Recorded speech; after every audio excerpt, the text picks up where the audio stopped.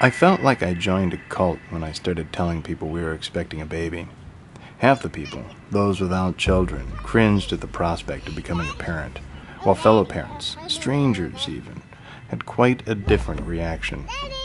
The older initiates, elders of the tribe, gave unsolicited advice and asked probing personal questions, while newer parents offered an ebullient congratulatory note, welcoming us to the club. The common thread between all, though, be they a parent, a friend, or a stranger, be they with children or whether they childless, was the unequivocal declaration that everything was going to change. Look, I want to show you something. Of course everything's going to change. I didn't delude myself into thinking that I could continue in the same vein. I not only knew that things were going to change, but I knew how they were going to change. After all, we had 40 gestational weeks to discuss how we would handle most anything that could arise in parenthood. We had discussed what to do in what situation. We solved the myriad problems of public schools or private schools or home schools, of vegetarianism, of the Santa Claus question, of not showing any television until the children were 2 years old. We had never discussed how we would handle pooping in the bathtub. We hadn't planned the best response to the question, when your grandmother died, did you put her in the trash like the flowers? Things did change after Annabelle was born, but it wasn't in the manner which I thought. One night, after leaving the hospital, I joined a co-worker for a celebratory beer at a local tavern. I felt separate, different, as if witnessing the birth would be a mark that would last forever. But not that much really changed. I had diapers to change, I got less sleep, but the cataclysmic change, it was temporary.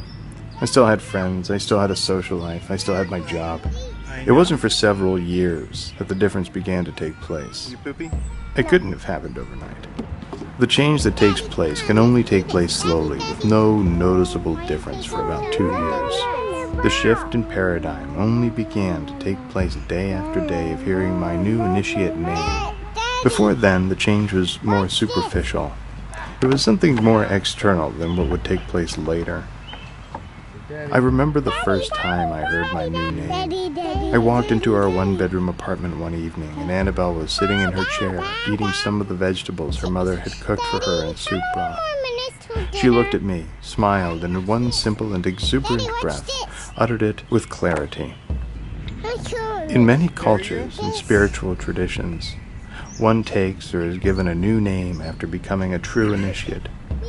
It becomes an aim, an aspiration. I was given a new name when I was confirmed in the Catholic Church many, many years ago. The effect wasn't the same as that one evening when I came home and heard my new name. It didn't have the same punch. It was just a factoid. I was a new initiate.